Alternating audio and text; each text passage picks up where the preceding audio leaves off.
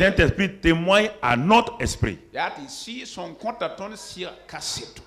La première manière, la manière principale pour aujourd'hui, pour que Dieu conduise quelqu'un, c'est par le témoignage intérieur du Saint-Esprit. Et il faut bien écouter. C'est pourquoi dans Proverbe 20, verset 27. Proverbe 20, verset 27. La Bible nous dit que l'esprit de l'homme est une lampe de l'Éternel. C'est la lampe de Dieu. Cette lampe qui permet donc à l'homme d'avancer, de progresser et d'aller de l'avant. C'est la lampe qui est en moi. C'est celle qui me permet d'être conduit par le Saint-Esprit. Et ça, c'est très important que tu comprennes. Si tu ne comprends pas cette réalité-là, alors tu vas souffrir. Parce que mon frère, ma soeur, et quand Jésus est venu, Jésus était le conducteur donc, de ses disciples. C'est lui, il était le premier consolateur. Le premier paraclétos s'appelle Jésus. Donc les disciples ne pouvaient rien faire. Ils ne savaient pas où aller. Ils ne savaient pas comment agir. Tant que Jésus n'avait pas dit quelque chose, ne faisait pas, il ne pouvait rien faire. Jésus était leur témoin. Il le suivait. Jusqu'à ce que Jésus dise maintenant, ça c'était provisoire. Il dit, le temps va venir où je vous enverrai un autre paraclétos. Il dit, écoutez-moi bien. Les 3 ans que vous avez fait avec moi là, j'ai été votre consolateur, votre conducteur, votre avocat, votre aide. Ça c'est parce que nous sommes dans l'Ancien Testament. Jésus est né sous l'Ancien Testament. Il est mort sous l'Ancien Testament. Il était le prophète du dehors. Et il parlait à son peuple. Jésus dit, il y a une nouvelle alliance. Il y a un nouveau testament. Dans ce Nouveau Testament, le consolateur du Nouveau Testament, qu'on appelle le Saint-Esprit, ne sera pas au dehors. Lui, il sera à l'intérieur. C'est de l'intérieur qu'il va vous conduire. De la même manière que vous m'avez vu vous conduire, vous m'avez vu avec vos 2 yeux, le consolateur, l'Esprit Saint, on ne le verra pas. Lui, il sera en vous, mais il sera de la même qualité que moi. Il est Dieu. Il va faire la même chose que moi. Et si vous ne le suivez pas, vous allez échouer. Alors Jésus a dit ça. Et on laisse tout ça. On part s'en prendre à des prophètes et à des apôtres. Et le Saint-Esprit, qu'est-ce qu'il fait en toi alors? Quel est son rôle en toi? Quel est son rôle? Quel est son rôle? Au temps de Jésus, avant que Jean-Baptiste ne meure, il y avait les 2. Il y avait Jésus et Jean-Baptiste. Tant que Jean-Baptiste n'était pas là, Jésus n'était pas là, tout le monde allait à qui? Écoutez-moi. Tout le monde allait à... Il est le prophète de l'heure. C'est lui qui avait eu le Saint-Esprit dès le ventre de sa mère. Il avait la parole. Donc tout le monde allait à qui? C'est à lui. Quiconque voulait un conseil en Israël allait à qui? Jean-Baptiste. Jésus a apparu sur la scène. Dès qu'il est monté sur la scène et qu'il a été rempli du Saint-Esprit, Jean-Baptiste a dit quoi? D'aller vers qui? Il a tourné les gens vers qui? Et au fur et à mesure qu'il a tourné les gens vers lui, Jean-Baptiste a fait quoi? Il est devenu petit. Et puis un jour il a fait quoi? Il a disparu. Alors Jésus te dit la même chose. C'est moi sur la scène aujourd'hui. Je suis là. Je suis là. Je suis là. Mais il dit quand le Saint-Esprit viendra, alors ensemble moi aussi je partirai comme Jean-Baptiste est parti. Lui aussi le Saint-Esprit va prendre ma place. Mais alors quand Jean-Baptiste a dit à André, voici l'agneau de Dieu. Quand il a dit aux autres, voici l'agneau de Dieu, qu'est-ce que les gens ont fait? Les gens ont laissé Jean-Baptiste, ils sont allés à Jésus. Ils sont allés à Jésus. Jésus dit, voici le consolateur, voici le Saint-Esprit, il viendra habiter en vous. Tu continues à dire Jésus, tu continues à dire pasteur, tu continues à dire prophète. Tu vas avoir des problèmes.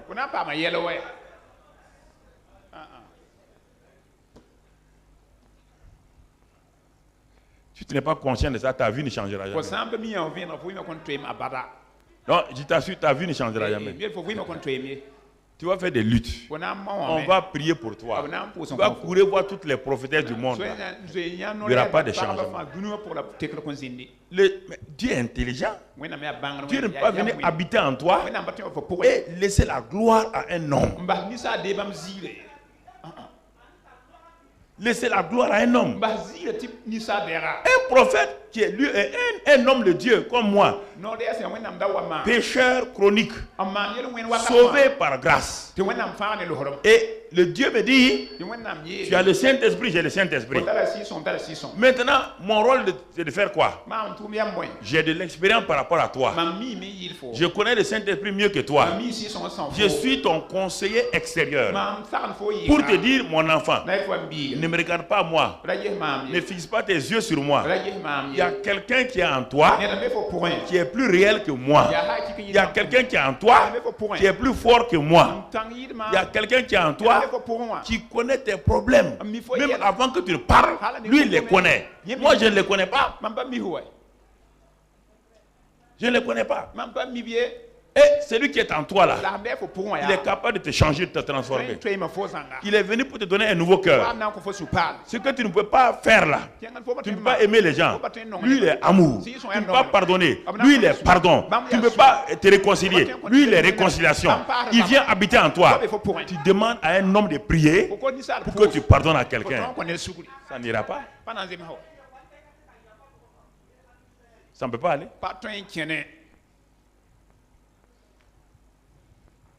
Nous sommes habitués à la vie chrétienne extérieure. Ce que nous voulons, qu'on prie pour nous, qu'on soit guéri. Mais quand tu es guéri, et ta vie, ta famille est en train d'être détruite avec ton mauvais caractère, comment tu vas faire? Quel est le pasteur qui peut... Le pasteur a des problèmes lui-même dans sa famille. Si le pasteur n'est pas conscient que le Saint-Esprit est en lui, comment il va t'aider toi? Il va t'aider comment? Ça devient de la manipulation. La manipulation. Écoute frères et sœurs. Écoutez ces choses-là sérieusement. Quand tu ne laisses pas le Saint-Esprit te conduire dès ta jeunesse, quand tu vieillis, il n'a plus le contrôle sur toi. Parce que ton caractère va bloquer le Saint-Esprit. À moins que tu penses par un brisement que tu ne veux pas, faire. Rapidement, vous oubliez. Par exemple, un gars de groupe musical, il se base sur sa voix, sa capacité. Quand il vient à la réunion comme ça, là, il y a un qui dit, ah, frère, on va faire comme ça. Non, on va faire comme ça, on va faire comme ça. Tu te bases sur quoi? Parce que tu sais jouer au piano, parce que tu as une belle voix. Non. Il faut écouter. Est-ce que le Saint-Esprit est à l'œuvre parmi nous? Est-ce que cette sœur-là, elle est en train de parler par le Saint-Esprit? Si elle ne parle pas, donc chacun se remet. Dit, bon, on est là pour adorer Dieu. On n'est pas un groupe de concert. On n'est pas un groupe de rock. Pour aller faire un concert en ville. Le Saint-Esprit est là. Il est en nous. Ce que la sœur vient de dire là, écoutons cette manière-là. Non. On va faire ça. Bon, en ce moment, on fait. Le Saint-Esprit n'est pas là. Et on bloque toute la réunion à cause d'un seul individu. Toute une réunion est bloquée parce qu'un seul chanteur est fâché, il ne veut pas obéir, il chante ce qu'il veut chanter et la présence de Dieu s'en va. Et quand l'homme de Dieu arrive, il sent que dans la salle, il n'y a pas la présence de Dieu. Un seul homme qui a un mauvais caractère va oser une femme qui a un mauvais caractère. Non, on ne va pas chanter ça. Moi, je vais chanter ce que je veux. Et toute une assemblée est mise en ballottage à cause de toi. Il faut que le serviteur de Dieu vienne prier, chanter pour ramener la présence de Dieu. Alors, lisons lisons, pour être la direction divine, donc aujourd'hui, le Saint-Esprit témoigne à mon esprit que je suis à notre esprit, à notre homme intérieur. Lisons un premier verset, Romains 8, verset 14. Romains 8, verset 14.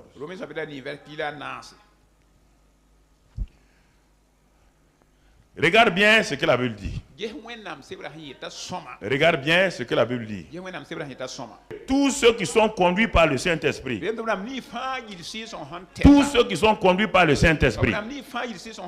Ceux qui sont conduits. Conduits. Jésus conduisait les gens. Il les appelait disciples. Quand le Saint-Esprit conduit quelqu'un, il n'est plus disciple, il est fils. Le Saint-Esprit conduit les fils.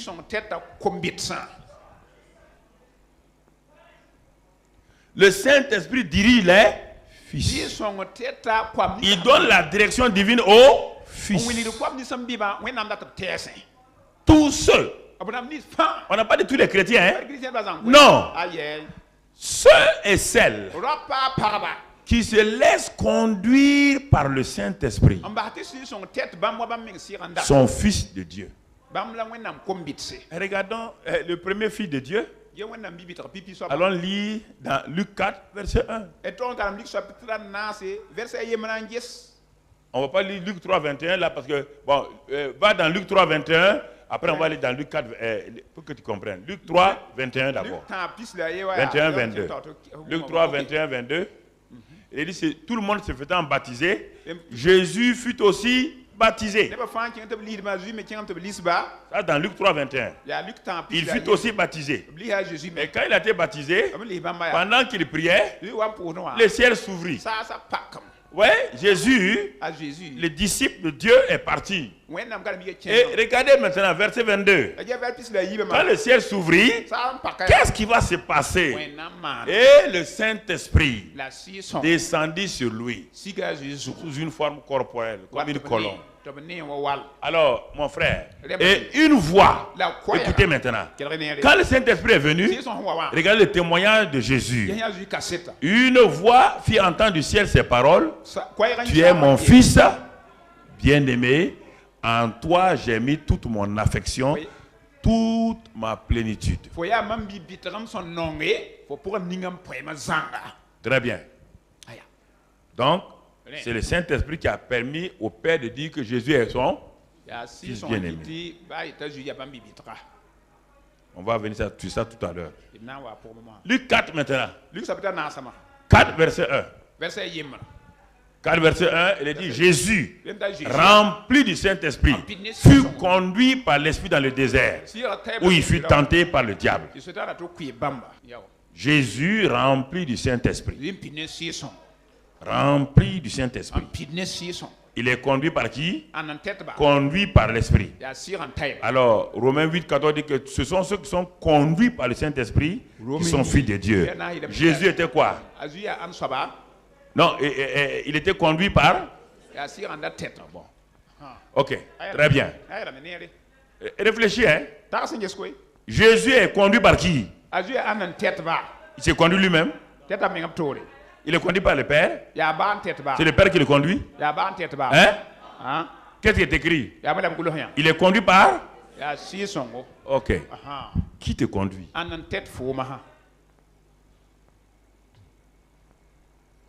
Non, qui te conduit? Dans la vérité, qui te conduit?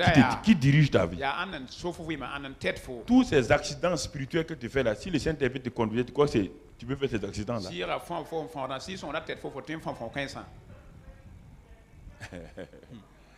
Pour la question. Le Saint-Esprit peut, ta vie que tu as là, déjà même le dimanche passé, les 5 points là, tu as regardé. Regarde, quand tu t'es noté, tu t'es évalué. Tu crois que ça, le Saint-Esprit te conduit avec une évaluation comme ça? Le Saint-Esprit. conduit quelqu'un et quand il s'évalue, il arrive à un résultat si médiocre. C'est pas vrai. Les chrétiens en ville ne savent pas. On ne les enseigne pas. On est chrétien seulement. On va à l'église. On fait ceci. On fait cela. Les actes ne font pas de toi un chrétien. Mais ce micro n'est pas un micro chrétien. Il est en train de m'aider à prêcher.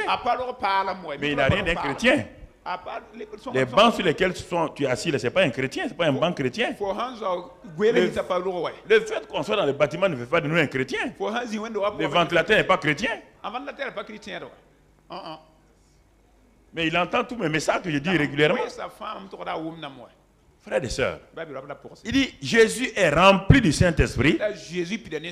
Il est conduit par le Saint-Esprit pour aller rencontrer le diable. Ta vie de fille de Dieu, si elle n'est pas conduite par le Saint-Esprit, il est impossible de rencontrer Satan et s'en sortir. Jésus n'a jamais rencontré Satan pendant 30 ans. Jamais il n'a osé le faire. Quand il était né, il était enfant de Dieu, non? Mais quand Satan a dit à Hérode de tuer, on l'a pris pour l'amener où? On a pris Jésus, on a fui pour l'amener où? Mais rempli du Saint-Esprit, Marie a conduit Jésus encore. Joseph a conduit Jésus encore. Il était maintenant quoi? Rempli du Saint-Esprit. Maintenant, il est équipé pour rencontrer qui? Satan. Il ne l'a pas rencontré. Il n'a pas mis dans la défaite par la parole. Alors, si vous négligez le Saint-Esprit, comment vous allez faire? Jésus lui-même, le Saint des Saints, il a fallu qu'il soit rempli du Saint-Esprit.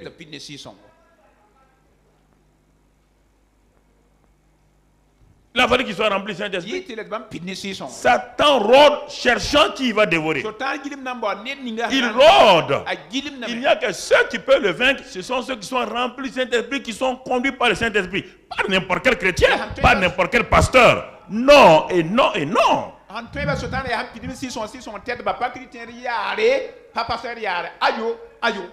Si on parle de vainqueur, ça veut dire qu'il y a beaucoup de gens. Si on dit vainqueur de la course, ça veut dire qu'il y avait 1000 coureurs. Mais il y a un seul qui a vaincu. Un seul qui a franchi la ligne dans les normes. Alors quand on parle de la vie chrétienne, on ne parle pas que tous les chrétiens ont vaincu. On dit ce sont ceux qui sont conduits, qui laissent leur vie personnel. Voici mon mari a fait ça là. Mais je suis conduit par l'esprit. Alors je dis à mon mari, je te pardonne pour ça là. Je dis à ma femme, je te pardonne pour ça là. C'est eux qu'on appelle filles de Dieu. Ils sont conduits par le Saint-Esprit est en eux. Il est en eux. Donc vous comprenez? Saint-Esprit est en eux. Alors, mais comment le Saint-Esprit conduit maintenant? Comment il conduit les gens?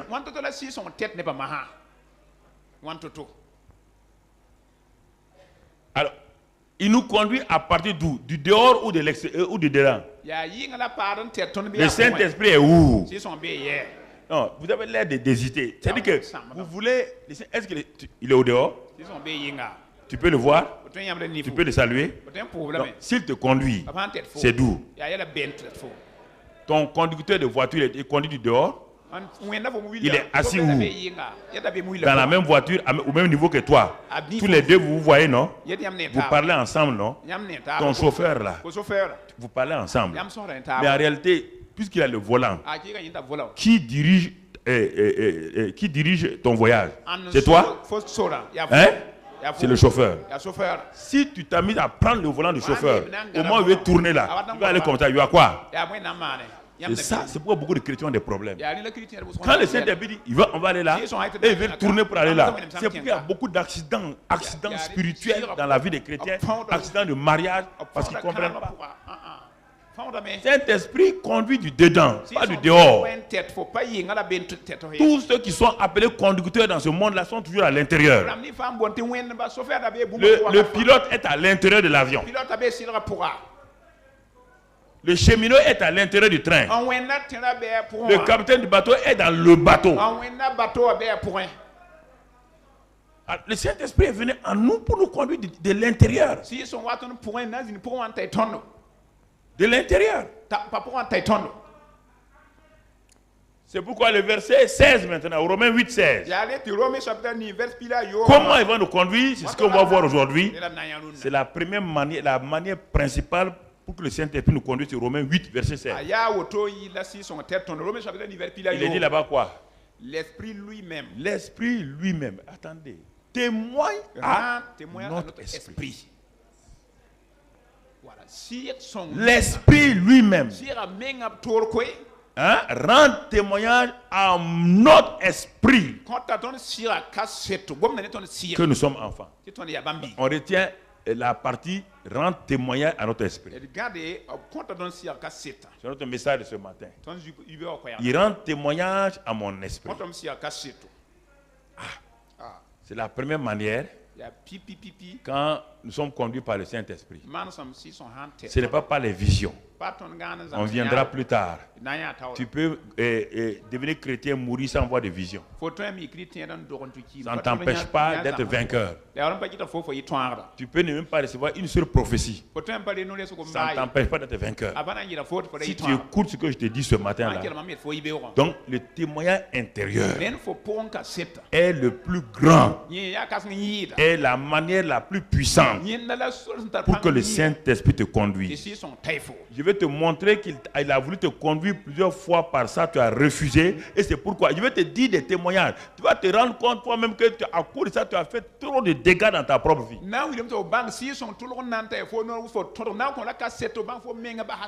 Il rend témoignage à mon esprit. Il y a un témoignage intérieur. Un témoignage intérieur du Saint-Esprit pour me conduire pas à pas. Pour me guider pas à pas. On n'a pas dit que le Saint-Esprit témoigne à mes sentiments. On n'a pas dit que le Saint-Esprit témoigne à mon corps. On n'a pas dit que le Saint-Esprit témoigne à mon âme. Il témoigne à mon esprit parce que le Saint-Esprit habite dans mon l'esprit. 1 Corinthiens 6, 17 dit mon esprit et le Saint-Esprit sont devenus quoi? Un. Alors le Saint-Esprit parle à quelqu'un qui lui ressemble dans toi. Il parle pas. Ton âme ne ressemble pas au Saint-Esprit. Le Saint-Esprit est esprit. Et c'est pourquoi il est dans ton esprit. Il parle à ton esprit. Il ne parle pas à ton corps. Ton corps, c'est les sentiments. Ton âme, c'est les émotions. Mais le Saint-Esprit parle à celui qui lui ressemble en toi. Quelle est la partie qui lui ressemble? C'est ton esprit. Il parle là-bas. Et ton esprit maintenant, qui est la lampe du Saint-Esprit, quand le Saint-Esprit a parlé à ton esprit, il va commencer à toucher ton âme. Ah, tu commences à réaliser qu'il y a quelque chose. Et maintenant, l'âme va parler au corps. C'est comme ça. L'esprit parle à ton âme. L'âme conduit le corps. Tu comprends? Il faut des exemples précis que tu comprennes. Aujourd'hui, que Dieu t'aide à comprendre cela au nom de Christ Jésus. Mon frère, ma soeur. Alors, premier élément, quand le Saint-Esprit témoigne à mon esprit. Quand il parle à mon esprit, comment ça se manifeste? Par quoi puis-je savoir que le Saint-Esprit est en train de témoigner à mon esprit? Je vais rendre ça dans les termes naturels que tu comprennes. Pourquoi? Première manière, quand il témoigne, je vais appeler ça la résistance intérieure.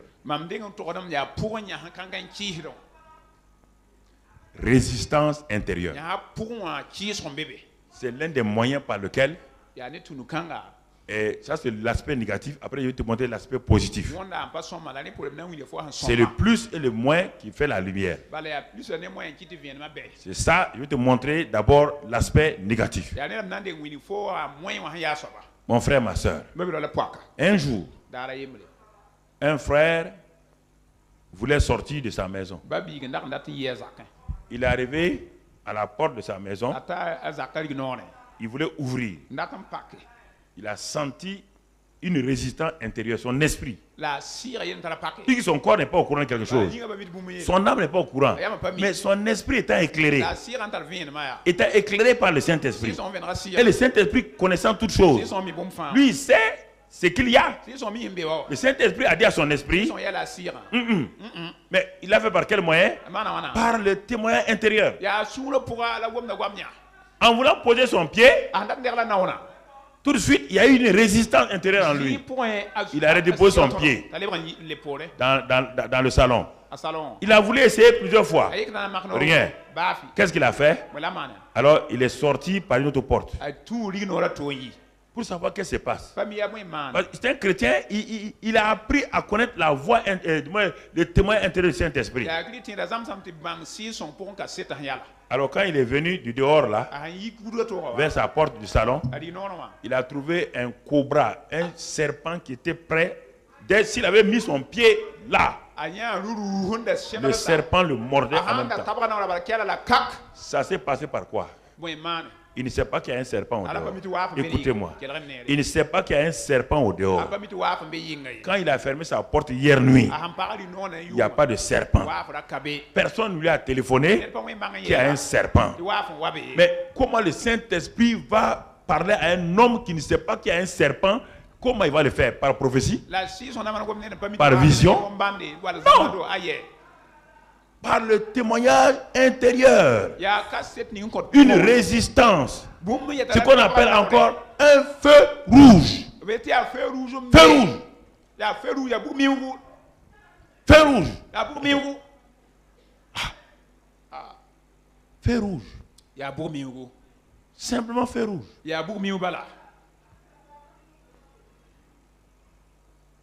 Cet homme-là a commencé à comprendre, je dois faire attention à mon esprit. Je dois faire attention à mon esprit.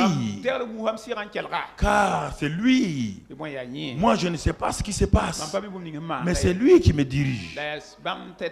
Un missionnaire était sous un arbre. Les hamacs, là, vous voyez, les hamacs en chaud, il a attaché ça à 2 arbres. Vers 13h, il faisait la sieste. Il était couché dans le hamac. Il se balançait. Brusquement, il réalise qu'il doit sortir du hamac. Non. Il regarde à gauche, il regarde à droite, il ne voit rien. Il se couche encore. Le sang intérieur là, commence à pousser plus fort. Et puis, comme c'est trop fort, il a sauté du hamac. Les mambas verts qui était sur l'arbre là est tombé sur la hamac net. Alors je te pose la question. Y avait-il un prophète? Il y avait un prophète? Il y avait un pasteur? Mais il avait un prophète intérieur qu'on appelle le Saint-Esprit. Il avait un pasteur intérieur qu'on appelle le Saint-Esprit. Qu'on appelle le Saint-Esprit. Qu'on appelle le Saint-Esprit. Qui l'a averti? Je vous ai déjà raconté mon témoin en Inde. Je suis allé en Inde avec mon ami, chez mon ami Dinakaran. On est parti à une réunion de prière. On était tous là, on priait. On priait. On priait. On était tous contents de prier. Moi aussi, j'étais à genoux. Je priais. Mon front sur le sol, on adorait Dieu. À un moment donné, la pression vient, lève la tête. Je dis ça, c'est Satan. Vous savez, parfois, on est trop spirituel. Parce qu'on dit, mais dans l'adoration, si quelqu'un te dit lève la tête, tu vas croire que c'est Satan. Oui ou non? Automatiquement, j'ai continué à prier. Continué à prier. Intérieurement encore. Pression. Lève la tête. Non, j'ai dit non, ça c'est Satan. Mais troisièmement, la sensation était tellement forte. Lève la tête. Dès qu'il a dit ça, j'étais à genoux, j'ai fait comme ça. Quand il fait comme ça, il y a une boule qui a quitté là, venue s'écraser là où il y avait ma tête. La réunion de prière s'est arrêtée. Tout le monde tremblait comme ça. C'est-à-dire que si ça avait eu ma tête, on amenait mon cadavre au Burkina. On a regardé d'où vient la boule là. Tout le monde, on était assis. Satan voulait me tuer là-bas. Toi, tu n'es pas habitué à ça. Tu ne connais pas le témoin intérieur du Saint-Esprit. Et tu ne connais pas la résistance. Tu ne connais pas le feu rouge de Dieu. Le Saint-Esprit est venu pour toi. Je te parle maintenant, tu te rends compte qu'il y a beaucoup de choses que tu as ignorées et que des problèmes te sont arrivés. Je voudrais parler du témoin de ce pasteur texan. Il est au Texas. Il était au Texas. Il a été invité pour prêcher quelque part, dans un autre État. Il devait prendre l'avion. Le matin, il se lève. Il s'assoit sur son lit. Il dit à sa femme, je ne sens pas que je dois aller là-bas. Sa femme lui dit, si tu ne sens pas, téléphone au pasteur. Dis-lui, bon, il dit, mais bon, je suis un homme de parole. Quand je dis une parole, je vais tenir. Mais sa femme dit, tu es un homme de Dieu aussi, non? Tu sens que ça ne va pas. Il y a une résistance. Quand il pense au voyage, il y a une résistance. La femme lui a dit, chérie, téléphone au pasteur, excuse-toi. Bon. Il a traîné. Après, il a dit, bon, je vais aller quand même. Parce qu'il faut qu'il sache que je suis un homme de parole. Il a pris l'avion. L'avion a décollé de Dallas. Quand il a décollé, l'avion s'est écrasé. Net. Le pasteur est mort. Dites, ça n'arrive pas. Le pasteur est mort. Sa femme dit, voilà. Quand les gens sont venus, j'ai dit à mon mari, il dit que ça ne va pas. Il sent qu'il y a une résistance. Mais il a forcé. Voilà, il nous a laissé veufs et orphelins maintenant. Il y a plein de choses comme ça. Tu t'es engagé dans un mariage. Tu ne devais pas t'engager dans le mariage. Quand tu voulais te marier à ce garçon-là, le Saint-Esprit t'a parlé. Mais toi, tu as regardé ce qu'il a. Il a une voiture, il a ça, il a ça, il a ça. Le Saint-Esprit t'a parlé plusieurs fois. Chaque fois que tu penses à ce mariage-là, tu te dis non. Toi, dis, je m'en fous, je vais faire le mariage quand même. Je vais faire le mariage, quoi qu'il advienne. Tu te maries maintenant. Tu découvres plus tard que c'est des problèmes. Le Saint-Esprit t'a parlé. Toute ta vie est gâchée maintenant. Toute ta vie est gâchée. Toute ta vie est gâchée. Toute ta vie. Un jeune pasteur voulait se marier à une jeune fille de l'église. Parce qu'elle chante bien. Elle chante bien. Elle a une belle voix. Tout le monde dit c'est une fille bien. Mais chaque fois qu'il s'en va prier, Saint-Esprit dit non. Il a d'abord chassé les démons fatigués. Saint-Esprit a dit, lui n'est pas un démon. Il dit, mais Seigneur, c'est une chrétienne. Saint-Esprit dit oui. C'est une fille de Dieu. Saint-Esprit dit oui. Il dit, mais alors, je peux la marier, non? Saint-Esprit dit non. Par la résistance. Par la résistance. Il a continué ainsi. Jusqu'au jour où il n'en pouvait plus. Le samedi où il préparait son message pour prêcher, Saint-Esprit lui a donné aucune parole. Aucune parole. Il était l'homme le plus malheureux. Alors il a dit, Saint-Esprit, je renonce. Il a pris le téléphone. Il a dit à la jeune fille, je m'excuse. Mais on doit arrêter. On doit arrêter. Et le mariage était prévu la semaine suivante. Quand il a renoncé, au moment où le mariage était prévu là, disons la veille même, la jeune fille est tombée raide morte. Il y avait une maladie terrible en elle. Dieu dit, bon, tu vois, si je t'avais laissé marier, et le jour du mariage, tu serais un jeune veuf. Tu vas t'en prendre à moi. Dis, je savais, je t'ai rien dit. J'ai dit, je parle à mon peuple, beaucoup ils ne veulent pas. C'est pourquoi ils ont des problèmes. C'est pourquoi ils ont des problèmes. C'est pourquoi ils ont des problèmes.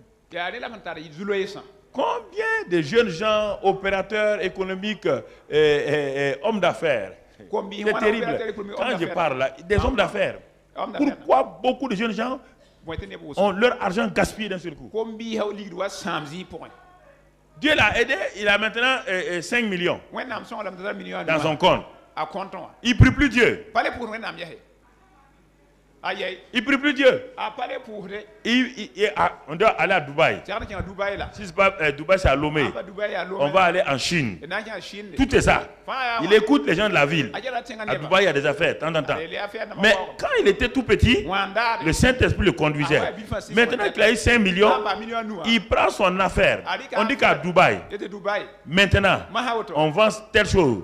En Chine, on vend telle chose. Il s'en va en Chine, il achète tel produit. Et il envoie par l'Union européenne. Arrivé à Paris, on dit, ah non, ces produits-là sont prohibés. On a tout arrêté à Paris, on a tout détruit. D'un seul coup, il est tombé en ruine. En Chine. Tout, il a tout perdu. Ah Dieu, quel Dieu? Dieu n'est pas ici. Dieu t'a résisté. Dieu t'a dit non. Tu as écouté la voix des gens.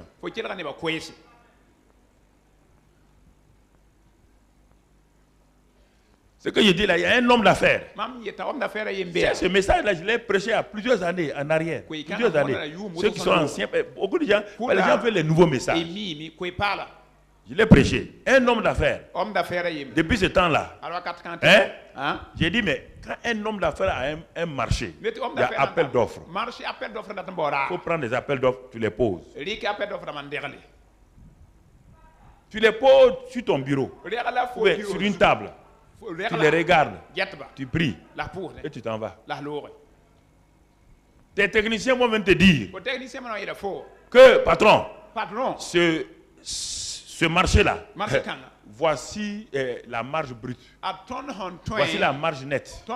On va gagner 20 millions là-dedans. Tu laisses le marché, tu dis au comptable là, ça c'est comptabilité. Ça n'a rien à voir avec... Moi je suis chrétien. Dieu connaît la fin d'une chose avant son commencement. Ok, écoutez-moi très bien. C'est ça qui a ruiné beaucoup d'hommes d'affaires chrétiens dans la ville. Et à Abidjan, dans beaucoup d'endroits. En tournant dans les pays africains, là, ils me disent, on a tel problème. Ils disent, mais tu as investi comment? Qui t'a parlé? Ah, le marché était bon. Le marché est bon. Mais tu ne connais pas la fin du marché. Et, à un moment donné, l'homme a la conviction intérieure que ce marché qui semble être bien n'est pas pour lui. Il dit à ton chef comptable, non, laissons tomber. Les gens murmurent. On ne comprend pas les patrons. Pourtant, ça là, c'est 25 millions.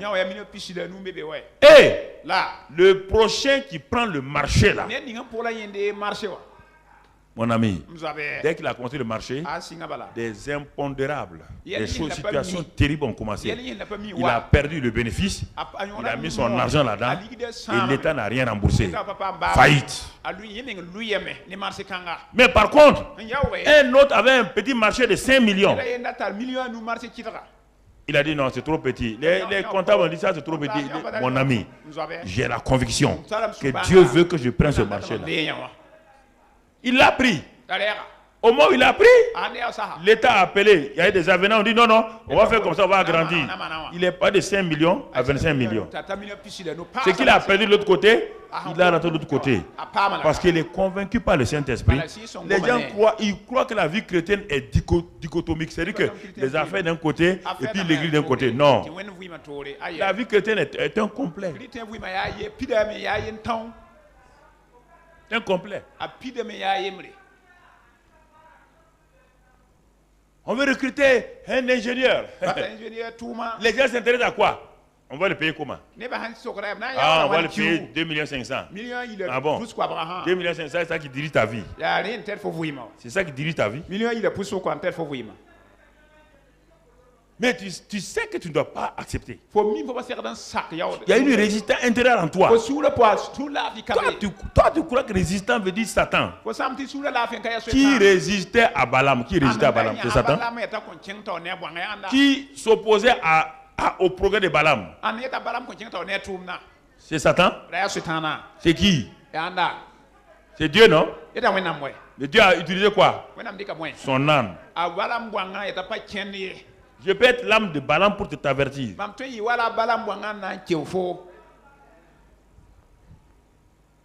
C'est le Saint-Esprit. Dieu a fait toutes sortes de choses pour Balaam. Même un ange. Tellement il est dans sa tête, il veut atteindre son but, il veut l'argent. Il n'a même pas vu l'ange. C'est l'ânesse qui a vu l'ange.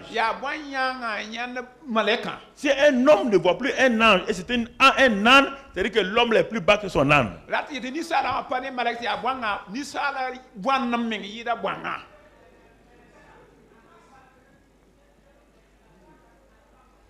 Chérie, on va construire à l'orée de la ville, on va construire une villa. Il y a un parc formidable. Regarde, il y a... Oh, la femme dit, moi je ne sens pas qu'on doit construire une maison là-bas. J'ai prié. Je ne sens pas qu'on doit construire une maison. Non, quand même, regarde. Il y a un barrage qui est à côté là-bas. Regarde les arbres, tout.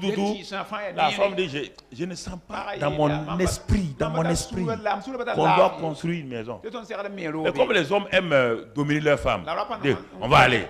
Ils ont construit la maison. Un an, c'était bien. Tout le monde était content. L'homme dit, tu as vu?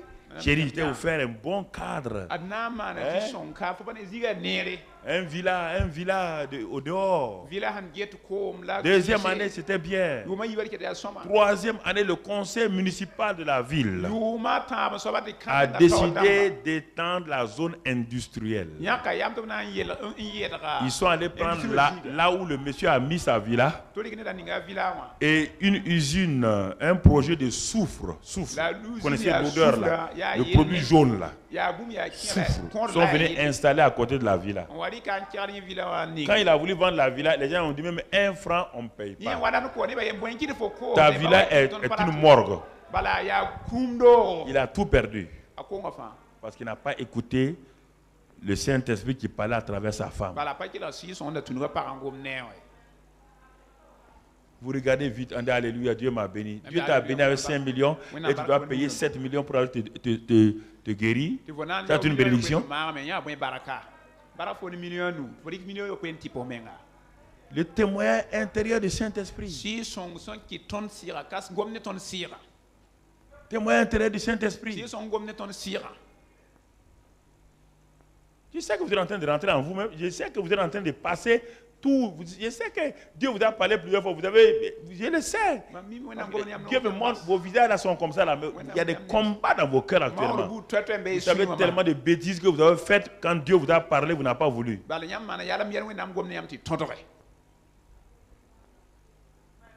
Hein?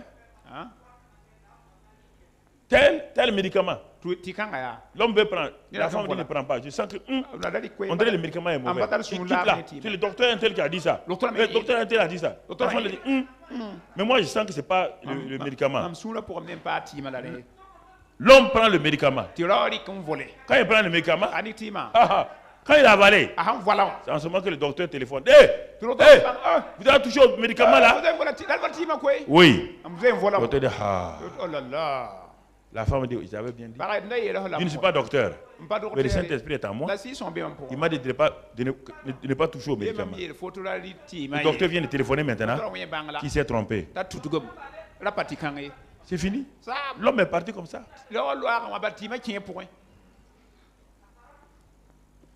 Le témoin intérieur du Saint-Esprit.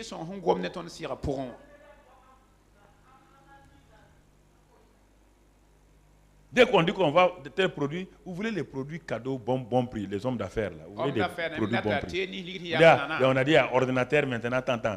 On a pris des ordinateurs qu'on a requinqués, on a mis des choses, on vient vous vendre. Après, personne ne vend les ordinateurs. Voici, tout votre lot est à terre.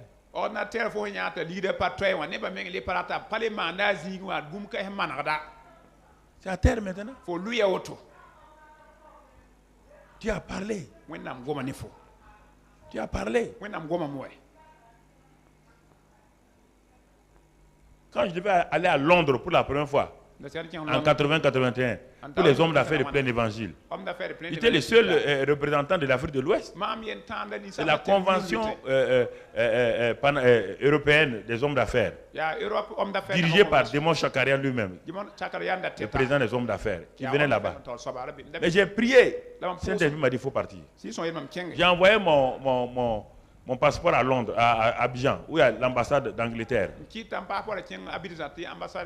pas envoyé les papiers. Ils m'ont dit non, ils ont mis un tampon dessus que je ne peux pas rentrer en Angleterre. Cet esprit m'a dit, va, parce que j'ai quelque chose pour toi là-bas. J'ai dit, Seigneur, regarde le tampon là. C'est écrit, moi, je sais lire, hein, c'est écrit. Bon, il dit, si c'est toi, comment je vais aller? Mais j'avais la paix. Je suis arrivé à l'aéroport de Ouagadougou. L'hôtesse a pris, elle a regardé. Elle dit, tu vas où? En France. En ce temps, il n'y a pas de visa comme ça pour aller en France. Entre nous. Donc, je suis arrivé à Paris. Mais l'hôtesse maintenant, elle a pris pour aller de Paris à Londres là. On va regarder. J'ai dit, Seigneur, de même que tu as fermé les yeux de l'hôtesse de Ouagadougou là, ferme les yeux de celle-là. Elle a pris mon passeport, elle a regardé mon nom là, elle a dit, ok. J'ai pris l'avion, je suis arrivé à Londres. Le problème c'est Londres. London Heathrow. Je suis arrivé à Londres. La queue était longue comme ça. Les frères Nigeria, Ghana, Kenya, Zimbabwe, tout le monde, on était alignés comme ça, long. Quand le policier prend, dis-toi non, mets-toi de côté. Dis à Air France, tu ramènes les gens où tu les as pris. Ils n'ont pas de visa. Moi j'avançais. J'avançais. Comme le Saint-Esprit m'a dit d'aller, j'ai la paix. À la fin, tout le monde est passé, je suis arrivé. J'ai donné, les gens étaient arrêtés là, j'ai donné mon passeport. L'inspecteur a ouvert. Et il a regardé. Il m'a montré le tampon rouge là. Il m'a dit, mais j'ai pas vu ça. Il me tend mon passeport. J'ai mis mes 2 mains ici, j'ai pas pris. Il dit, I don't take. Il me regarde. Tu vas défier la police de la reine d'Angleterre. J'ai mis ma main là. Il m'a regardé. Il y a une faveur divine qui est rentrée en lui.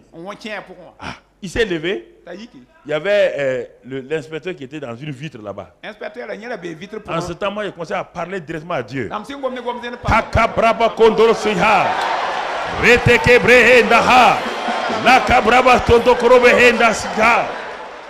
Alléluia. Je ne peux pas arriver à Londres sans aller à la Réunion. Quand il est parti, tout le monde regardait maintenant. Les gens étaient arrêtés.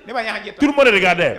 Quand il est parti voir l'inspecteur là, l'inspecteur a pris les choses. Il a dit non. Non, il était fâché. Il dit au policier là, de venir même. Il est revenu encore. Mettant mon passeport.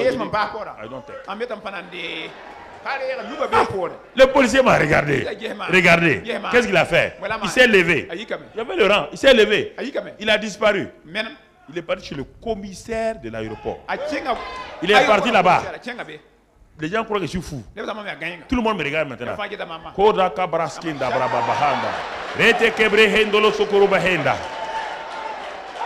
À Londres, 10 minutes. Il est venu. Quand il est venu, le policier a souri. Il dit, on m'a donné visa, je peux rentrer. Le commissaire a donné. Et c'est pas fini. C'est là-bas que Dieu va me parler. Il a amené un Sud-Africain. Un Sud-Africain, un grand entrepreneur sud-africain à l'époque. Dieu lui a donné une révélation, il a vu une vision.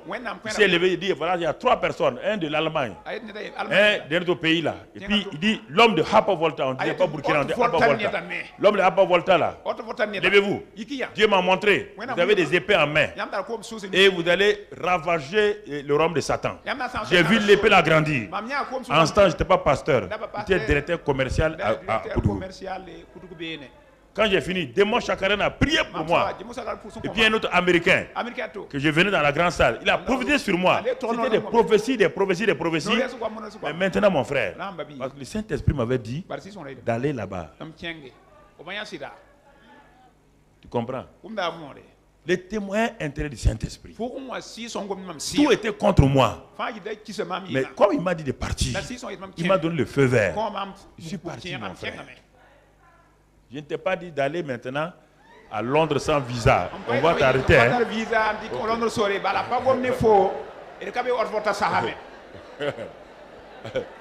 Voilà. Faut pas aller dire, Papa Karambiri est parti à Londres sans visa. Par la foi, je vais aller à Londres. On va t'arrêter de te mettre en prison 5 ans à Londres, tu vas comprendre. C'est par le témoignage intérieur du Saint-Esprit. Alléluia. Les témoins intérieurs du Saint-Esprit. Très, très, très important, frère. Je vous dis, c'est le meilleur moyen par lequel nous conduit.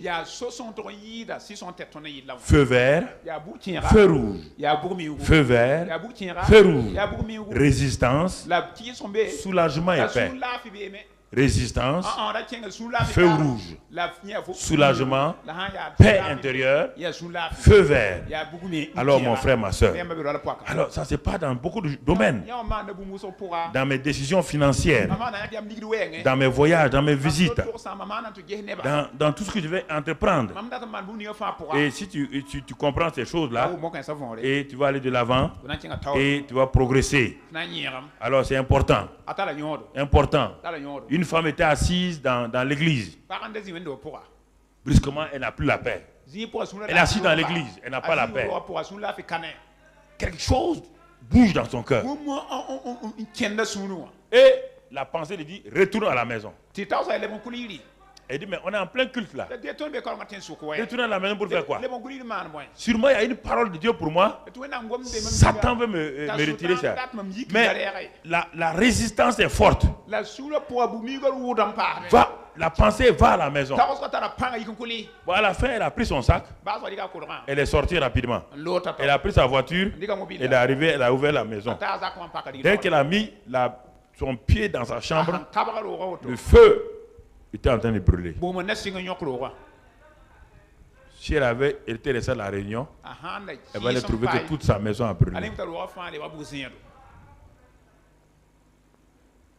Toute sa maison avait brûlé. Quand elle est arrivée, elle a ouvert, le feu avait été déclenché. Elle a pu éteindre rapidement le feu.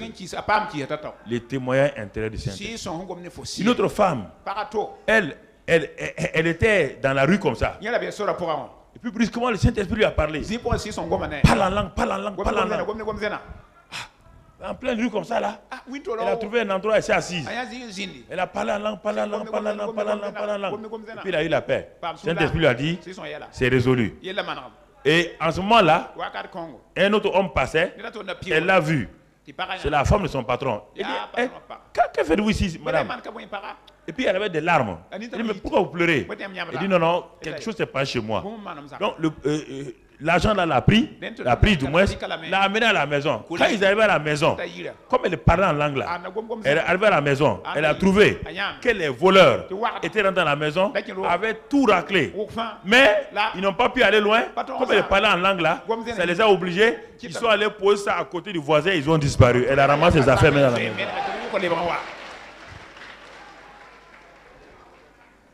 Chrétien. Est-ce qu'il y avait un prophète là-bas? Il y avait une prophétesse? Mais qui était en lui? En elle? Saint-Esprit. Dieu vous a donné le Saint-Esprit. C'est le premier témoin. C'est le premier témoin. Pour votre vie. C'est le premier témoin. Pour votre vie. Quand on va voir les visions, tu vas comprendre. Mais nous sommes aujourd'hui dans les... C'est pas quelque chose de spectaculaire. Les chrétiens aiment les choses spectaculaires. Ça, c'est tellement simple. Tu es assis dans ton bureau, il te parle. Tu sais qu'ici, là, quelle que soit la difficulté, tu t'en sortiras. C'est pas quelqu'un qui te l'a dit, hein. Mais quand tu regardes les circonstances là, tout est négatif. Mais à l'intérieur, tu sais que ça là c'est pour toi. Et tu sais où tu vas aller. Et tu sais pourquoi tu es là. Et quand un jeune a ça, cette certitude là, il n'a pas peur de la vie. Quand les autres, il voit les autres jeunes courir, il est là tranquille. Il sait que sa vie là sera un succès. Il n'essaie pas tout. Il ne manipule pas les gens. Il sait que sa vie est un succès.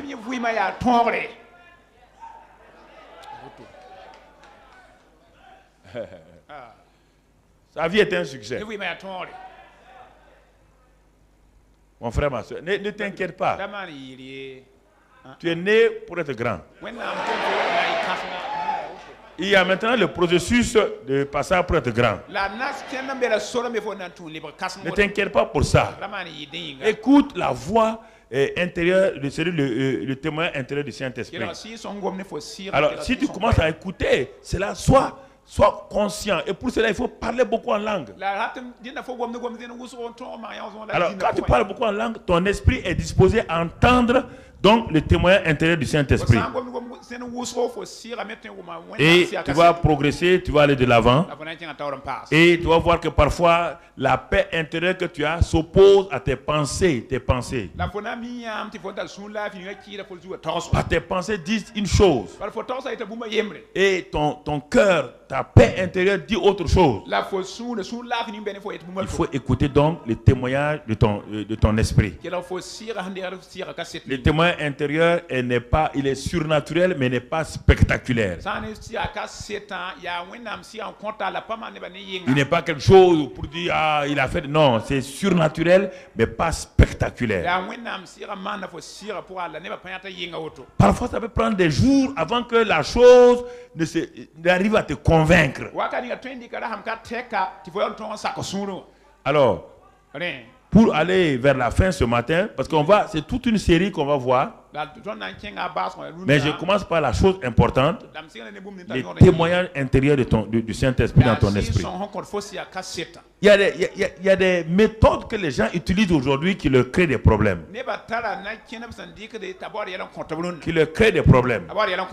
Et par exemple, la méthode gédéonique de Gédéon. Dans Juge 6, 34, on va le lire. Juge 6, 34. Non, avant d'aller là-bas, on va lire d'abord Acte 17. Quelques exemples pour que on va les lire rapidement. Acte 17, verset 15. Paul devait voyager pour aller à Rome. Ceux qui accompagnaient Paul le conduisaient jusqu'à Athènes. Puis il s'en retournait chargé de transmettre à Silas et à Timothée l'ordre de le rejoindre plus tôt. Verset 16. Et comme Paul les attendait à Athènes, il sentait au-dedans de lui son esprit s'irriter. Son esprit, pas son âme. Quelque chose, vous comprenez? On parle de son esprit. Quelque chose faisait qu'il n'était pas à l'aise. Son esprit était irrité, pas son âme, pas son corps.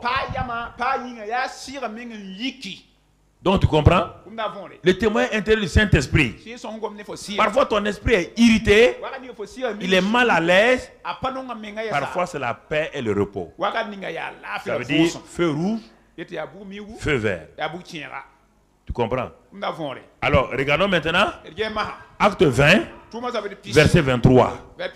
Comment Paul, qui a déclaré Christ en nous là. Regardez comment lui-même il a pratiqué cela. Son école d'apprentissage était dans le livre des Actes. C'est pourquoi il a écrit dans Colossiens plus tard. Alors, regardez, seulement de ville en ville. C'est Paul qui parle. L'Esprit Saint m'avertit. Ouais, bien, il m'avertit. C'est pas par une prophétie, par une révélation. Il m'avertit. Le Saint-Esprit m'avertit de ne pas aller là-bas. On m'a invité de ne pas aller là-bas. Il ne me dira pas pourquoi. Le Saint-Esprit me dit, quelqu'un est mort au village. Et comme la plupart des chrétiens mon oncle est mort, ils prennent la voiture, ils sont le prochain cadavre sur la route. On ne part pas à toutes les funérailles comme ça. On ne part pas. Les morts appellent certaines personnes à mourir. On ne se lève pas comme ça, aller dans tous les villages, aller enterrer n'importe qui. Un homme qui n'a jamais vécu une vie correcte, qui vivait des fétiches, il meurt seulement, tu prends la route pour aller. Tu seras le prochain cadavre. On parle avec discernement. C'est pourquoi sur beaucoup de routes nationales, beaucoup de gens, ceux qui sont au funérailles, là, des voitures se renversent, on dit après, c'est vos traditions. Voilà le problème, on ne se met pas à aller parce que quelqu'un est mort.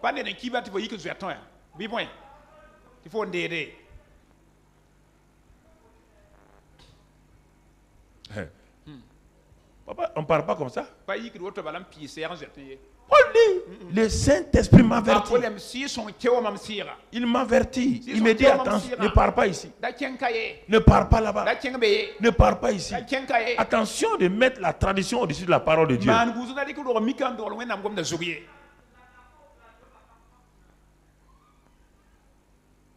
Faites attention. Le Saint-Esprit t'avertit. Il y a des gens qui m'écoutent qui savent. Ils ont eu des accidents bêtement. Quelqu'un est mort dans leur village. Il a un véhicule. Les gens sont venus dire on va aller, on va aller. Dans son cœur, il dit non, je ne dois pas aller. Mais comment? Donc toi tu n'es pas sociable. Hein? Telle personne est morte dans le village là. Il dit je ne sens pas que je dois aller. Bon, pour faire plaisir aux gens, il les a ramassés. Sur la route, tonneau, il est paralytique. Tout le monde est sorti, sauf lui. Dans la ville de Ouagadougou, ceux qui m'écoutent là, ils savent. Il y en a plein. Plein. Sa femme lui dit, mais si tu savais que tu es parti. Les gens du village là m'ont forcé. Les gens du village t'ont forcé. Maintenant tu es assis là. Où ils sont? Où ils sont?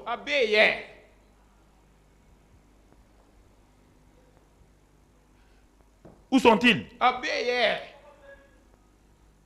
C'est ça le problème, frère. Cet-esprit m'avertit que des choses m'attendent. Acte 27. Acte 27, verset 10. Regarde ce que Paul nous dit encore. Ils allaient maintenant à Rome. Et ils sont arrivés dans un endroit. Paul dit, je vois, ô homme, je vois. Quand on dit je vois, ça ne veut pas dire qu'il a une vision. Quand quelqu'un dit je vois, c'est-à-dire que je réalise, je sens quelque chose, je vois. On n'a pas dit qu'il a une vision, non. C'est-à-dire, je sens dans mon esprit que le voyage là sera dangereux. Il dit, il ne se fera pas sans péril et sans beaucoup de dommages. Non seulement pour la cargaison, mais pour le navire. Mais encore pour nos personnes. Les gens ont dit, ah bon? Toi, tu sens ça? Tu es marin? Il dit non. Tu as déjà conduit un bateau? On dit non. Ils sont allés demander au pilote. Tu vois l'homme qui est assis là-bas là? C'était un illuminé. Il a dit que lui il sent, qu'il voit. Il voit quoi?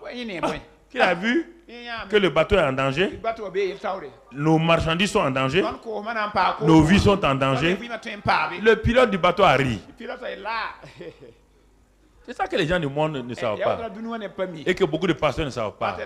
Ils ne connaissent pas le surnaturel qui est un témoignage du Saint-Esprit.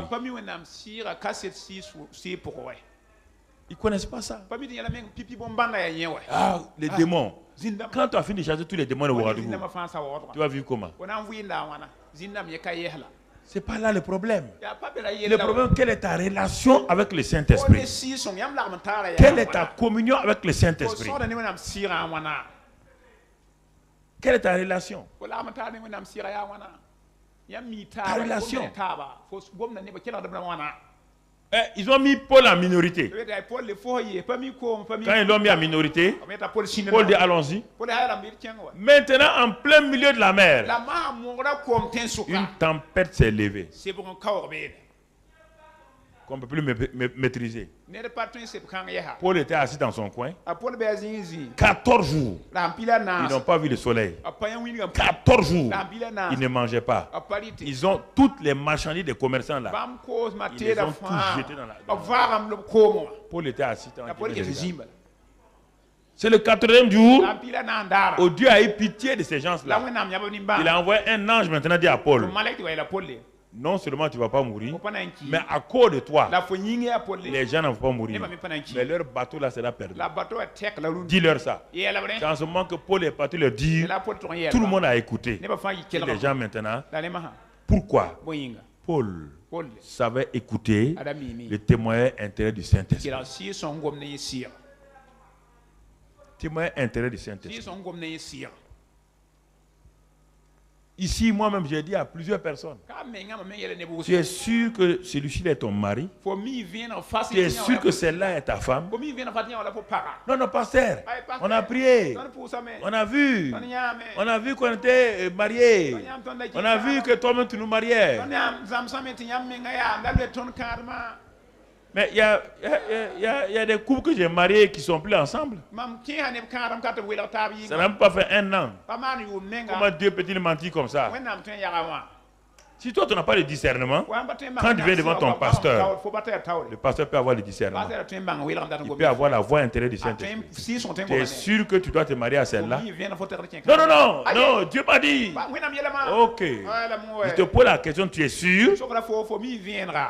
Quand on va arriver aux rêves et aux visions, tu vas comprendre que les rêves et les visions viennent de plusieurs domaines et tu vas comprendre. Mais l'élément important, c'est ça. C'est ça là d'abord. Ma vie n'est pas conduite par un homme de Dieu. Ma vie est conduite par le Saint-Esprit. Est conduite par le Saint-Esprit. Frères et sœurs. Et avec ça, tu es presque sûr à 100% de réussir. Alors, c'est pourquoi Galates 5 nous dit, le même Paul insiste, il dit aux Galates 5, verset 25.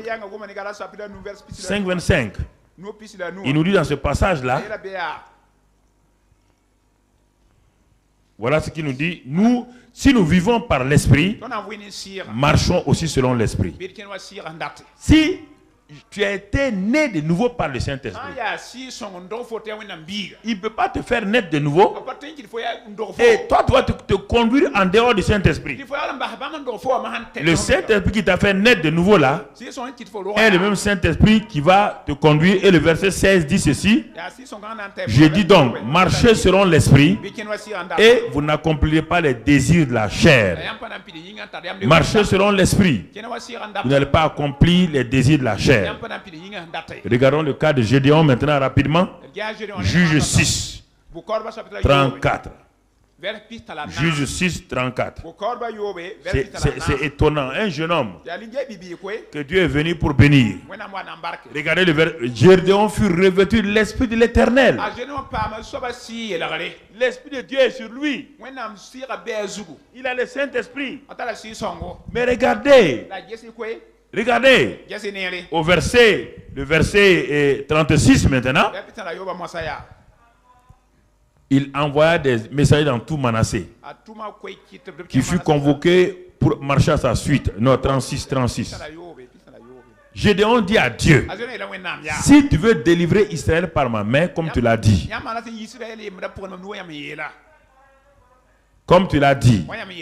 voici, je vais mettre une toison de laine dans l'air. C'est-à-dire une peau de mouton, quelque chose comme ça, ou bien un tapis. Alors, si le tapis seul se couvre de rosée et que tout le terrain reste sec, je connaîtrai que tu délivreras Israël par ma main, comme tu l'as dit. Regardez un homme qui est revêtu du Saint-Esprit, qui marche selon la chair. Écoutez-moi très bien. Tu vas voir, ta vie ressemble à ça. Tu as le Saint-Esprit. Au lieu de le Saint-Esprit a dit d'aller et tu as la victoire. Lui il dit non. Si c'est réellement toi, voici l'herbe là. L'herbe est totalement sèche. Je prends un tapis. Je viens poser sur l'herbe là. Et si je me lève, je trouve le tapis là complètement mouillé et que l'herbe est sèche, ça veut dire que c'est toi qui m'envoies. Il s'est levé, il a trouvé comme ça. Est-ce qu'il a obéi? Hein? Il dit maintenant, si l'herbe est mouillée, le tapis est sec. Malgré ça, c'est ça que tu fais. Le Saint-Esprit est en toi. Et tu joues au Guinamori. Tu joues au magicien. Il n'y a rien qui choque le Saint-Esprit plus que cette méthode-là. Regarde comment Gédéon a eu des problèmes. Regarde la fin de la vie de Gédéon. Il a terminé très mal. Très, très, très mal. Il ne croit pas au Saint-Esprit.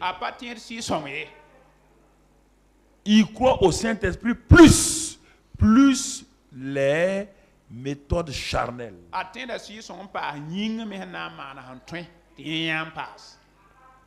Comme beaucoup de chrétiens.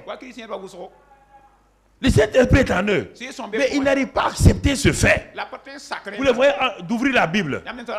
Quand le mouvement charismatique a commencé, et beaucoup, je suis allé dans plusieurs réunions des mouvements charismatiques. Ils avaient peur de lire la Bible. Alors, qu'est-ce qu'ils faisaient? Ils partaient, ils ouvraient la Bible. Et puis, on met un doigt. On ouvre la Bible. On met un doigt. J'ai dit, mais ça, c'est quelle méthode? Non, c'est comme ça. C'est comme ça que Dieu conduit maintenant les gens. Et pointez le doigt. Mais un jour, un des responsables était découragé et tout. Et il a voulu que Dieu lui parle à travers cette méthode-là. Vous êtes le mouvement charismatique. Vous avez le Saint-Esprit. Mais prie la langue. Il a ouvert sa Bible.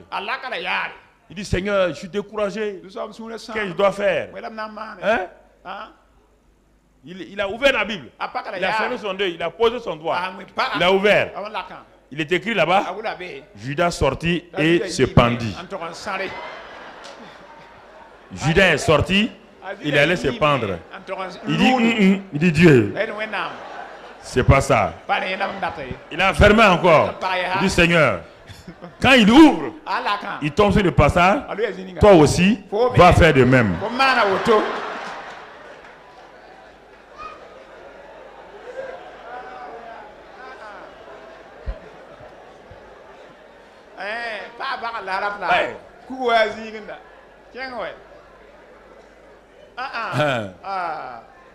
Vous croyez que c'est Guinamori?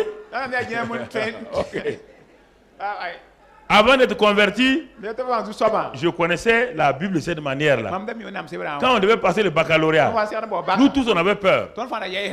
Il y a un de mes amis qui a dit qu'on allait quelque part à Paspanga. Il y a quelqu'un là-bas qui utilise la Bible. Or moi, je n'étais pas chrétien, j'étais musulman. Il utilise la Bible. Il dit comment? Non, allons. On est parti.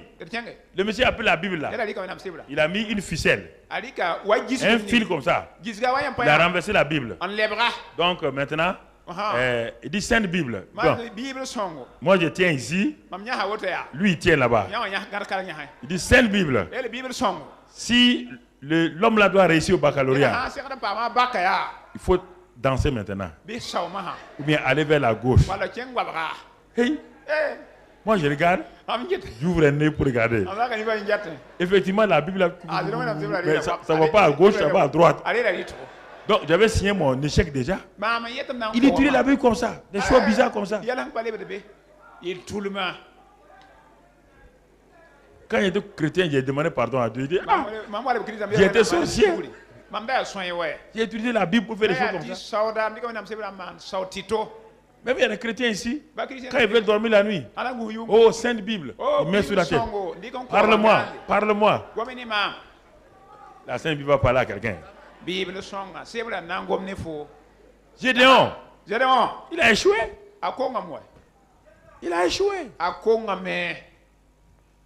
Il a échoué, frère. Arrêtez. Seigneur, si tu veux, montre-moi la femme que tu veux que je marie. C'est un jeune homme de l'église. Il dit Seigneur, je vais ouvrir l'œil. La femme qui s'élèvera pour dire Alléluia. Ça sera le signe que c'est ma femme. Mais dans l'assemblée, il y a des filles comme les femmes mariées. Il prie, il ouvre les yeux. C'est la femme du pasteur qui est debout. Alléluia.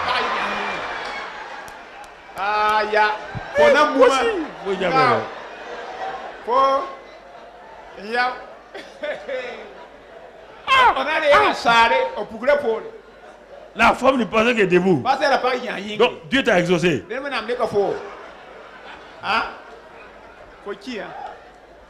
Instant, le pasteur enlève le mot P là, il devient acteur.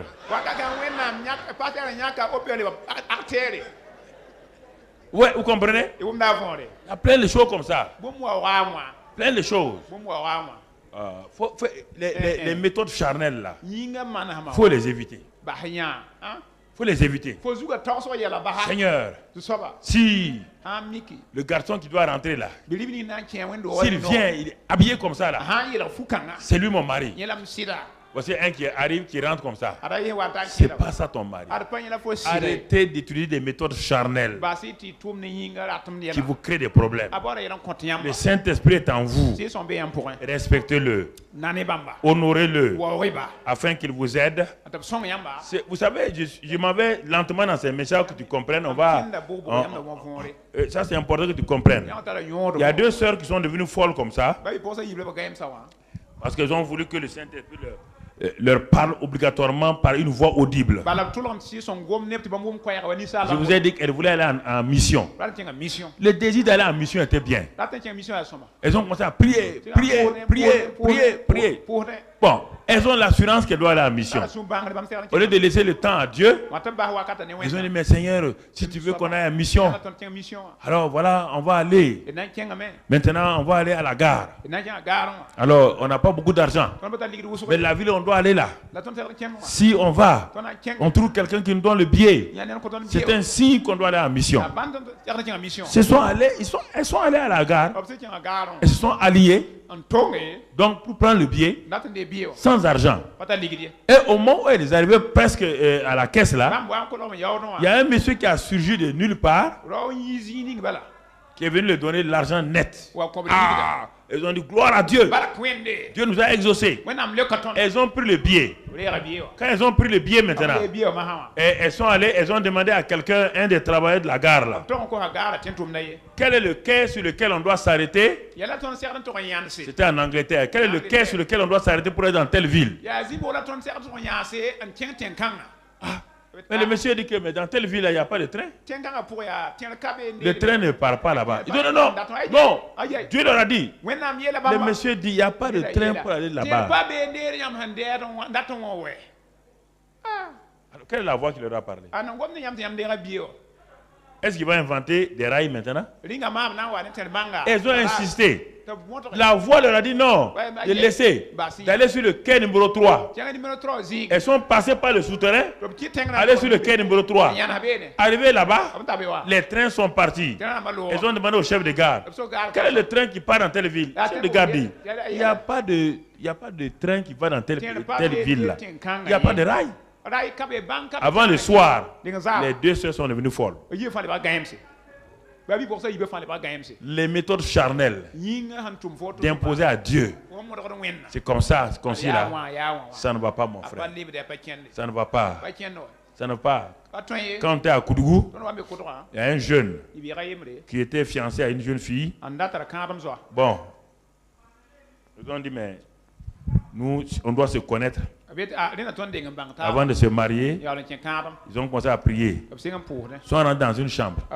Si c'est la volonté de Dieu qu'on se connaisse, que personne ne vienne frapper à la porte. Satan a dit Amen. Satan a dit Amen. Satan a éloigné tout le monde. Il a dit aux démons là, éloignez tout le monde. Éloignez tout le monde. La jeune fille, elle n'était pas très sûre. Quand c'est fini maintenant, quand c'est fini net, personne n'est venu. Maintenant, le Saint-Esprit a commencé à travailler.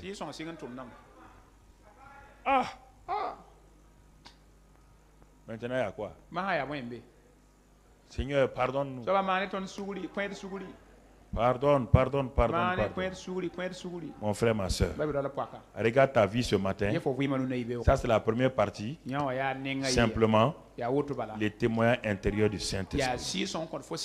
Alors, est-ce que tu expérimentes cela? Regarde ta vie. On a fait l'évaluation l'autre jour. Mais si tu n'honores pas le Saint-Esprit en toi, si tu ne l'honores pas, si tu ne lui donnes pas la place, si tu ne pries pas en esprit beaucoup, et si tu ne laisses pas le Saint-Esprit te diriger, beaucoup de tes décisions seront influencées par tes propres pensées. Beaucoup de tes décisions seront influencées par les hommes, et beaucoup de tes décisions professionnelles seront dirigées par le marché, seront dirigées par les circonstances. Quand rien ne va dans un pays, ça ne veut pas dire que l'homme d'affaires chrétien doit commencer à avoir peur. Non.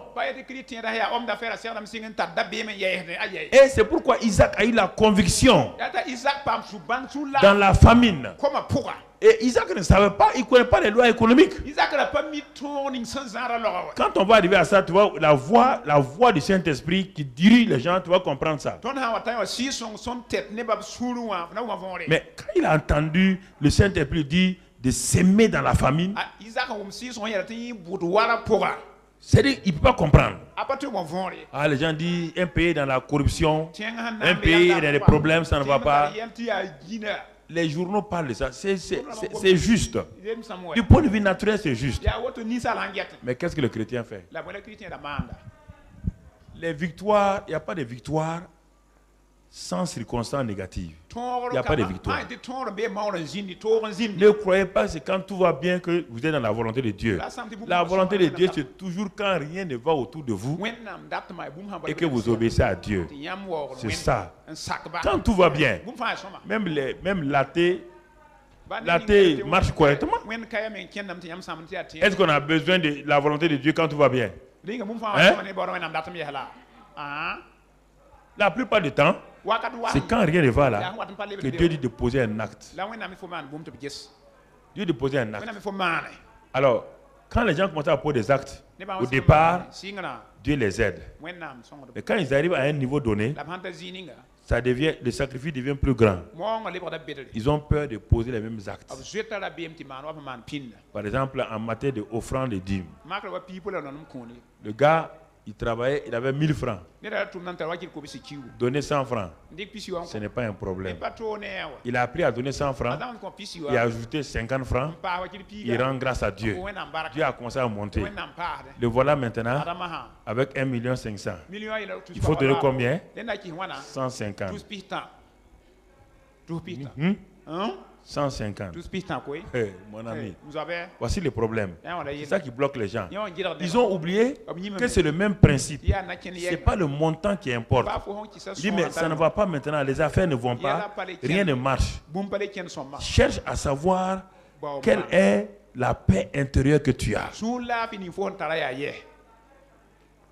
Toutes les percées que nous avons eues là sont venues du fait que je me suis assis un jour, j'ai regardé, j'ai dit à Dieu, que veux-tu que je fasse? C'est là la paix. Quand il m'a dit de construire ce bâtiment là en 3 mois,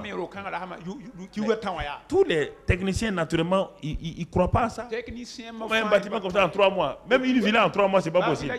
Mais ce bâtiment là, c'est 3 mois. 3 novembre et le 3 janvier, on avait inauguré. Sans argent, sans rien. La tour de prière, même chose. La télévision, même chose. Mais Dieu parle au cœur des gens. Ce n'est pas de la manipulation. Non. Non, frère. Dans ma chambre, Dieu m'a parlé. Dans mon cœur, j'ai examiné si c'est Dieu, si c'est ma pensée personnelle. Non. Mais les choses étaient négatives. Si tu apprends à marcher avec Dieu comme ça doucement, un jour tu vas arriver à une décision importante, Satan va te montrer toutes les failles. Et c'est là-bas que les gens échouent. Les gens échouent. Ils arrivent maintenant à dire, on doit investir 500 millions, on doit investir 3 milliards, ça, il commence à raisonner, à être logique. Non, la même logique spirituelle qui t'a conduit à investir 1000 francs, t'a conduit à investir 2000 francs. Si la logique là, spirituelle là est normale, si ça vient de Dieu, il t'a appris seulement à grandir dans ta foi pour qu'un jour, tu puisses investir 3 milliards. Mais si tu arrives à 3 milliards, toi tu retournes avant les 1000 francs là, tu commences à réfléchir, tu seras bloqué. Tu seras bloqué. Donc c'est pourquoi, frères et sœurs, il ne faut pas attendre, il ne faut pas voir le temps favorable. C'est la paix intérieure du Saint-Esprit. Il y a ce temps favorable là, tu obéis à Dieu et tu vois Dieu agir. Et tu seras étonné, comme Dieu n'est débiteur de personne. Ton problème que tu avais là, il va le résoudre facilement. Il va le résoudre facilement. Frères et sœurs, ce que je voulais vous dire ce matin, que le Saint-Esprit vous garde. Que la paix de Dieu soit dans vos cœurs. Et ces messages-là ne sont pas des messages qui font plaisir à la chair. On crie Alléluia. C'est des messages profonds qui vont vous amener à avoir des percées surnaturelles. C'est ça qui va vous aider quand les tempêtes s'élèvent contre vous. Vous comprenez? C'est ça. Si vous comprenez ça là, alors dis avec moi, mets ta main sur ton cœur. Dis Saint-Esprit, je vais apprendre à écouter ta voix intérieure. Que ton témoignage intérieur me conduise désormais. Que je ne m'oppose plus à ton témoin intérieur, que je me laisse conduire par ce témoin intérieur afin de donner gloire au Père. Merci Saint-Esprit, parce que tu es en moi. Tu es en moi pour me diriger. Diriger ma vie familiale. Diriger ma vie professionnelle. À tous égards. Merci Saint-Esprit. Ce matin, je me confie en toi. Je me repose sur toi. Et je sais que tu prends ma vie dans tes bonnes mains et tu me diriges pour la gloire du Père, car je suis sur le bon chemin. Avec toi, je ferai des exploits. Avec toi, je marche dans la victoire. Amen. Amen. Acclame le Seigneur. Après avoir écouté ce message, si vous avez décidé de donner votre vie au Seigneur Jésus-Christ, faites cette prière avec l'homme de Dieu. Oh Seigneur, oh Susaba, tu es mort pour moi à la croix du Calvaire. Jésus, tu es l'agneau de Dieu qui a pris tous mes péchés, qui est mort pour moi. Et ce soir, je te reçois dans mon cœur comme sauveur de ma vie. Je confesse de ma bouche que tu es Seigneur de ma vie. Et maintenant, je reçois non seulement le pardon de mes péchés, la purification de mes péchés, mais je reçois aussi un nouveau cœur. Le Saint-Esprit me fait naître de nouveau maintenant dans ton royaume et me donne un cœur nouveau. Je reçois ce cœur nouveau. Je suis né de nouveau. Dieu habite dans mon cœur. Je suis enfant de Dieu. Maintenant, Dieu lui-même est mon Père. Je suis dans la famille divine et je bénis le Seigneur. Merci pour ta grâce et ta fidélité. Sois béni pour la vie éternelle, la vie divine que j'ai maintenant. Amen.